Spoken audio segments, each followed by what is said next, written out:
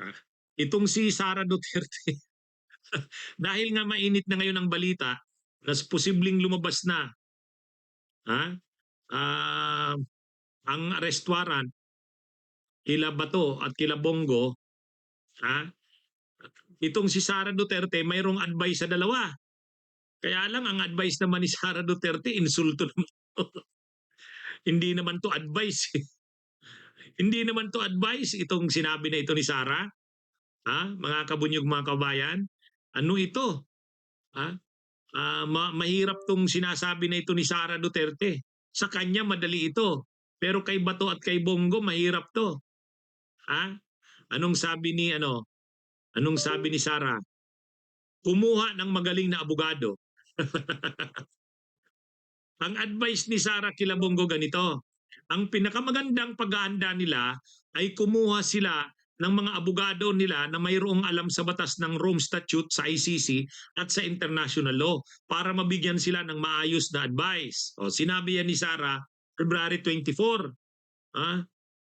Payo niya sa umano'y co-perpetrators na sina Bongo at Senator Bato de la Rosa ah, sa ICC case ni dating Pangulong Duterte. O yan. O. Kaya lang, ang problema kasi madali kay Sara magsabi nun kasi marami silang pera na mag-ama. Ang dami nilang nakuhang pera ng Duterte. Pero kay Bato, si Bongo siguro malaki-laki rin ang pera.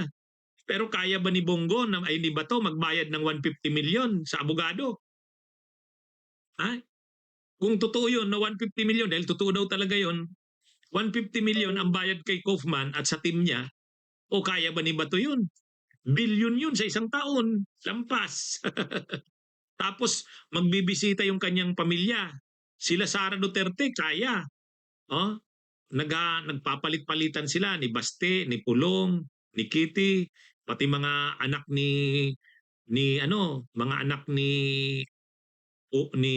Pulong, pati yung mga apo ni Duterte ay mga apo nga sa tuhod kasi apo pala ni Pulong. Yung anak nila Omar kasama, grabing gastos. Pero kaya nila yon. Kaya nila Duterte yon. Ay kay Bongo, sa kay Bato, si Bongo pwede kasi marami rin pera yung nakuha si Bongo. Pero si Bato, kaya yung advice ni Sara, siguro naiisip ni Bato, si Sara naman, kung ang advice niya maghanap ng abogado, totoo naman. Pero mahirap yun, hindi ganun kadali ang magbayad niya. Pwede yan. Gamitin na lang ni Bato yung libreng abogado ng ICC. Pero siyempre, gusto niya naman, yung abogadong gusto niya, private. Hmm? Kaya lang, ang mahal-mahal ng mga international lawyer sa ICC. Kaya siguro si Bato mas pinipili na lang na magtago. Ha? Ano yan? Kung mayroon man si Batong nakuha rin na pera nung panahong nasa gobyerno siya, ubus yan. Kung 1 billion lang naman yan, mauubos ka agad yan. Yan ang problema.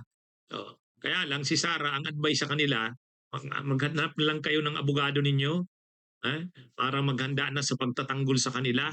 Sabi ni Sara, mayroon daw siyang kilalang British lawyer na pwede. Nung una sinabi na yan ni Sara. Kaya lang, mabigat yung advice na yan ni Sara. Maghanda na daw sila Bongo at saka sila Bato sa kanilang depensa. Maghanap na ng abogado. Actually, sabi niya nga noon, may mairerekomenda siya. Kaya lang, ang problema kay Sara, ang hanggan lang siya sa mairerekomenda. Ang tanong, sinong magbabayad? Sinong magbabayad? Lalo na kay Bato de la Rosa. Yan yung yan na yung problema sa kanila.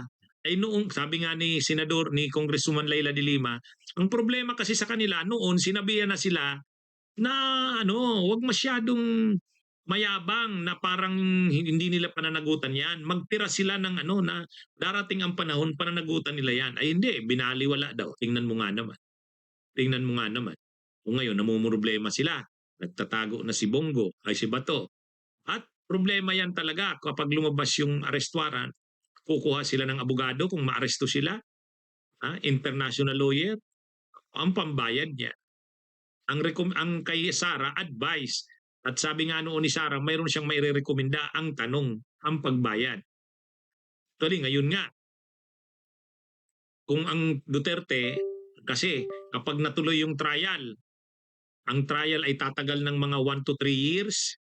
Oh, ang sabi, baka abutin pa ng 2031 bago ma-resolve yung kaso na yan ni Duterte hanggang sa appeals.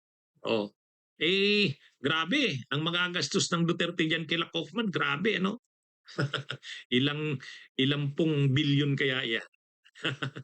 ha? Ah, ano yan eh. Anyway, parang hindi naman nararamdaman ng Duterte kung ano, yung gastos nila. Oh, kaya sino na ngayon ang maniniwala na walang pera ang Duterte? Saan sila kumukuha ng panggastos diyan? Sa Duterte mapera. Pero si Bato de la Rosa mahihirapan diyan. Si Bongo pwede pa, may pera din yan, marami. Si Bato ang problemado diyan. Yan na yung nakuha nila. Karma na, ano? Karma. Nakarma sila diyan. Lagi kasi silang ano kay Duterte. Sumunod sila kung anong pinagawa ni Duterte. O yan. Pero naging senador naman sila ni Bongo. Naging senador. Saka nakarami rin siguro silang pera dyan. Panahon ni Duterte. Kaya lang, ayan na. Yung pagsunod nila kay Duterte, hindi lang lahat yan, sarap o ginhawa. Ito ngayon, hirap at sakit na ito. Kinakaharap nila. Problema na. O, ayan na. Yan na yung ano nila ngayon. Kinakaharap. At hindi pa ako nakapagpaalam sa abogado o kay PRD kung pwede ko bang ibahagi sa inyo yung sulat niya. Kahapon din nabanggit doon sa confirmation of charges ang pangalan ni Senator Bato at Senator Bongo ni former President. Ano yung reaction natin dito? Hindi naman ata ito nakapagtataka. Hindi naman ata nakakapagtataka na nabanggit si Senator Bato de la Rosa at Senator Bongo doon sa confirmation of charges dahil nung mga nakaraan na araw ay nilabas na ng ICC yung dokumento na nandoon yung pangalan nila. Ang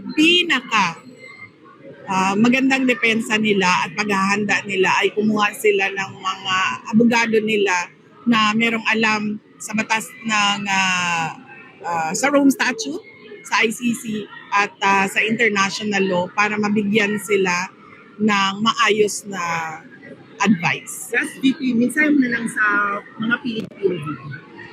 Bunyog, halikan na kasama ka. Bunyog, kapag buklod ay may pag-asa. Luzon, Visayas, Mindanao, isa ang pananaw. Sa bagong Pilipinas ang bunyog isisigaw.